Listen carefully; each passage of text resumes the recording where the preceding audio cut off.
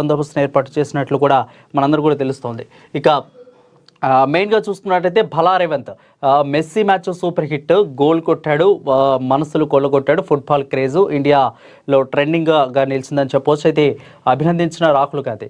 అదిక పూర్తిగా డీటెయిల్స్ చూసుకున్నట్లయితే ఏ విధంగా రేవంత్ రెడ్డి టీము ఇటుపక్క మెస్సీ టీం ఏ విధంగా ఆడిందో మనందరూ కూడా తెలుసు. సో మెస్సీ టీంని ఓడించి ఇటుపక్క రేవంత్ టీము ఏ విధంగా గెలిచిందో మనందరూ కూడా తెలుసు. దీని విధంగా చూసుకున్నట్లయితే ఒక పక్క యూత్ని ఇటుపక్క పంచాయత్ ఎలక్షన్స్లో కానీ ఇటుపక్క స్పోర్ట్స్లో కానీ అన్నింటిలో కూడా రేవంత్ రెడ్డి యూత్ని ఎంకరేజ్ చేస్తున్నట్టు యూత్ సీఎంగా అయితే చెప్పుకుంటున్న ఇండియన్ ఐకాన్, యూత్ ఐకాన్గా కొంతమంది అభివర్ణిస్తూ ఉన్నారు. సో ఎవరు కూడా ఇటుపక్క భారతదేశంలో ఇంత యంగ్ సీఎం ఉన్నా కానీ ఎవరు కూడా ఈ విధంగా ఇటు యూత్ని అటు స్పోర్ట్స్లో కానీ ఇటుపక్క ఎలక్షన్స్లో కానీ రాజకీయాలు అన్నింటిలో కూడా వేరువేరు కాకుండా ఇటు రాజకీయాన్ని ఇటు పక్క చూసుకునే మిగిలిన పరిపాలన మొత్తాన్ని ఏకగ్రీవంగా Revanth Reddy young youth icon ఇండియాలో చేస్తున్నట్లు కూడా కొంతమంది మాట్లాడుకున్న పరిస్థితి కనిపిస్తుంది. అయితే రాహుల్ సిప్లిగంజ్ అదేవిధంగా ఇటు పక్క మంగ్లీ ఈవెంట్ పూర్తిగా ప్రజలందరూ కూడా ఆకర్షించిందని చెప్పవచ్చు. ఇంతకుముందు చూసుకున్నట్లయితే దానికంటూ కొద్ది సమయం కంటే ముందు పశ్చిమ బెంగాల్లో జరిగిన కోల్కతా మ్యాచ్లో ఎంత గందరగోళం ఏర్పడిందో మనందరూ కూడా తెలుసు. సో అయితే ఈ గందరగోళం నేపథ్యంలో ఇటు పక్క హైదరాబాద్ పోలీస్ షెడ్యూల్లో పూర్తి అప్రమత్తంగా దాదాపు 3,000 మంది పోలీసులు కూడా మోహరించి దీని మొత్తాన్ని కూడా పకడ్బందీగా అయితే చేస్తారు. అయితే మెస్సీ రావటానికంటే ముందు కొంచెం లేట్ అవడంతోనే ఇటు పక్క రాహుల్ సిప్లిగంజ్ అదేవిధంగా మంగ్లీ మ్యూజికల్ ఈవెంట్ మొత్తాన్ని, లేజర్ ఈవెంట్ మొత్తాన్ని కూడా ప్రజలు ఎంతో ఆకర్షించిందని చెప్పవచ్చు.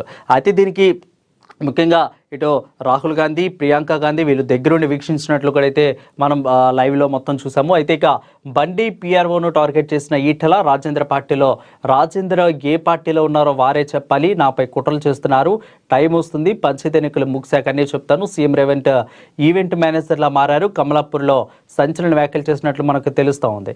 అతిక అఖండ 2 సినిమా విజయం సాధించిందని చెప్పవచ్చు. ఆర్ఎస్ఎస్ చీఫ్ మోహన్ భగవత్ సింగ్ ప్రశంసలు కూడా అందించినట్లు మనకి పూర్తి హెడ్లైన్లో అయితే కనిపిస్తోంది. ఇక మహోత్సవంలో రాధా గోవింద రథయాత్ర సాగిందని కూడా చెప్పవచ్చు. ఇక పూర్తి డీటెయిల్స్లో కానీ మనం ఒకసారి వెళ్ళినట్టయితే బండి పిఆర్ఓను టార్గెట్ చేసిన ఈటల అయితే అసలు ఏం జరిగింది అనేది ఒకసారి మనం క్లియర్ కట్గా మనం చూసుకున్నట్లయితే కేంద్ర మంత్రి బండి సంజయ్ కుమార్ పిఆర్ఓ సోషల్ మీడియాలో పెట్టిన పోస్టుపై బీజేపీ మల్కాజ్గిరి ఈటెల రాజేంద్ర సంచలన వ్యాఖ్యలు చేశారు. తాను బీజేపీ ఎంపీనని, తాను కూడా కొన్ని పోస్టులకు చూస్తానని ప్రశంసించారు. అవగాహన లేకుండా కొంతమంది తనపై కుట్రపూరితంగా పోస్టులు పెడుతున్నారని మండిపడ్డారు. ఇక శనివారం కమలాపూర్లో ఈటెల రాజేంద్ర పర్యటించారు. ఈ సందర్భంగా మీడియాతో రాజేంద్ర చిట్చాట్లు మాట్లాడారు. వాటిని తాను పట్టించుకోరని స్పష్టం చేశారు. అవగాహన ఉన్న వాళ్ళు పోస్టులు పెడతారని ప్రశ్నల వర్షం కురిపించారు. అతిగా తాను ఏ పార్టీలో ఉండాలో ప్రజలు తేల్చుకుంటారని చెప్పుకొచ్చారు. అంశాలను బీజేపీ హైకమాండ్ తెలుస్తుందని అన్నారు. సమయము ఇది డిసైడ్ చేస్తుందని అన్నారు. అయితే ఎవరు ఏం చేస్తున్నారు, ఏం చెప్తున్నారో ప్రజలకు అర్థమవుతుందన్నట్లు కూడా తెలుపుతున్నట్లు సందర్భాన్ని వచ్చినప్పుడు అన్ని చెప్తానంటూ కూడా చెప్పారు. ఇక 2, 3వ విడతలో పంచాయతీ ఎన్నికలు పూర్తయ్యాక ఇటీవల జరిగిన పరిణామాలని తాను చెప్తానంటూ కూడా ఒక బాంబుని బీజేపీ పార్టీలో ఈటెల రాజేంద్ర పీల్చినట్టు కూడా మనందరికి స్పష్టంగా ఇక్కడ అర్థమవుతుంది. అయితే ముఖ్యంగా అటు బీజేపీ పార్టీలో ఉన్న అంతర్గత పోరు వ్యత్యాసాలు ఎప్పటి నుంచో మనందరూ కూడా ఉన్నట్లు మనందరూ కూడా కళ్ళ కట్టినట్లు స్పష్టంగా తెలుస్తోంది. ఇటు పక్క ఏ రాష్ట్రంలో చూసినా కానీ బీజేపీ పార్టీలు అయితే కొంత వ్యక్తుల మధ్య విభేదాలు అనేవి ఎప్పుడు కూడా కనిపిస్తూ ఉన్నాయి. సో ఈ విభేదాల లోపల ఇప్పుడు బండి సంజయ్ అదేవిధంగా ఈటెల రాజేంద్ర వాళ్ళిద్దరు కూడా పోటాపోటీగా వర్షిస్తున్నట్లు కూడా సాగుతున్న అగ్గి మీద గుక్కిరాగి చేసినట్లు వీళ్ళిద్దరు కూడా ఉన్నట్లు కూడా మనకు స్పష్టంగా అర్థమవుతుంది. ఇక ఈవెంట్ మేనేజర్లా రేవంత్ మారినట్లు కూడా అయితే చెప్తున్నారు. అయితే ఎందుకు ఆ మాట అన్నారు అంటే ఈవెంట్ మేనేజర్లా అనే దానికి సీఎం రేవంత్ రెడ్డి రాష్ట్రానికి ముఖ్యమంత్రిలా కాకుండా ఒక ఈవెంట్ మేనేజర్లా వ్యవహరిస్తున్నారని ఎద్దేవా చేశారు. ప్రభుత్వ ఖజానాలో నిధులు లేకపోయినా కానీ ఈవెంట్ మేనేజ్మెంట్ కోసం మాత్రం సీఎం 100 కోట్లు ఖర్చు చేస్తున్నారని వివరించారు. ఇక సింగరేణిలో కార్మికుల క్వార్టర్లు బాగు చేయడానికి డబ్బులు లేవు కానీ సీఎం తన ఫుట్బాల్ ట్రైనింగ్ కోసం సింగరేణి నిధులు మళ్లిస్తున్నారంటూ కూడా ఆరోపించారు. అయితే ఇక్కడ సింగరేణిలో కొంతమంది క్వార్టర్స్ కావాలంటూ కూడా ఎప్పటి నుంచో వాళ్ళు విన్నవించుకున్న పరిస్థితి కనిపిస్తూ ఉంది. అయినా కానీ అవి వినకుండా ఇటు ఈ పక్క ఈవెంట్లు కూడా చేస్తూ ఉన్నారంటూ కూడా మాట్లాడారు. ఇక ప్రజాప్రభుత్వం అని చెప్పుకుంటూ పేదోళ్ళు ఇల్లు కూలుస్తారా లేక పెద్దల ఆస్తులు కాపాడతారా అంటూ కూడా ప్రశ్నించారు. అధిక రాష్ట్రంలో జీతాలు ఇవ్వడానికి కూడా డబ్బు లేని పరిస్థితి నెలకొంది. తెలంగాణను కాంగ్రెస్ ప్రభుత్వం వల్లకాడులా మారుస్తుందంటూ కూడా ఈటెల రాజేంద్ర ఆవేదన వ్యక్తం చేశారు. అదిక కేవలం మీడియాను మేనేజ్ చేయడం తప్ప క్షేత్రస్థాయిలో కాంగ్రెస్ ప్రభుత్వం చేసిందేమీ లేదంటూ కూడా ఈటెల రాజేందర్ దుయ్యబట్టినట్టు మనకు కనిపిస్తోంది. ఇక మరొక అంశం చూసుకున్నట్లయితే నారా బ్రాహ్మణికి most powerful women in the business award కూడా వరించిందని చెప్పుకోవచ్చు. ఇటు ఆంధ్రప్రదేశ్కే కాకుండా ఇది 2 తెలుగు రాష్ట్రాలకి ఇదొక అద్భుతంగా ఇదొక మనం మంచి డేగా మనం చూసుకోవచ్చు. అధిక ఏపీ మంత్రి నారా లోకేష్ సతీమణి హెరిటేజ్ ఫుడ్ ఎగ్జిక్యూటివ్ డైరెక్టర్గా నారా బ్రాహ్మణి ప్రతిష్టాత్మక పురస్కారాన్ని అందుకున్నారు.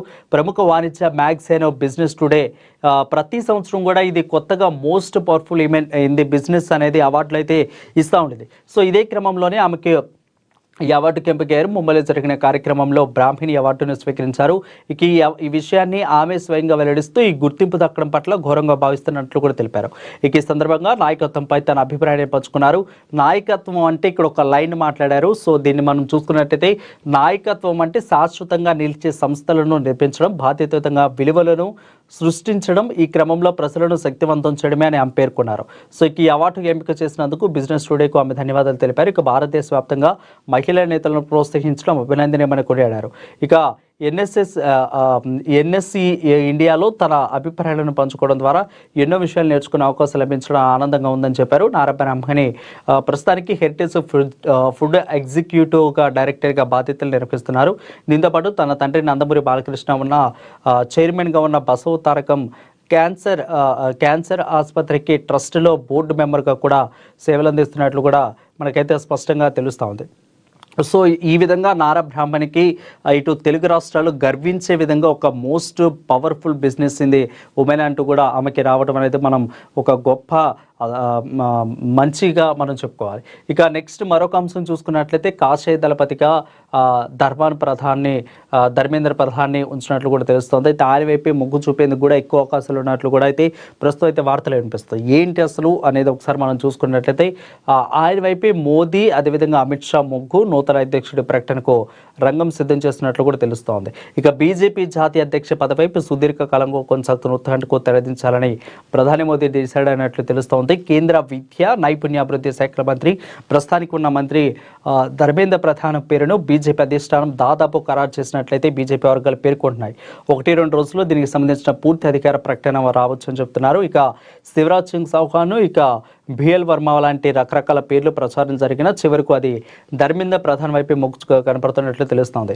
ఇక భారతీయ జనతా పార్టీ నూతన జాతీయ అధ్యక్షులుగా కేంద్ర మంత్రి ధర్మేంద్ర ప్రధాన్ను నియమించబోతున్నట్లు కూడా తెలుస్తోంది. కొంతకాలంగా అధ్యక్ష పదవి రేసులో పలువురు సీనియర్ల పేరు ప్రస్తుతం బాగా వినిపించినప్పటికీ అంతిమంగా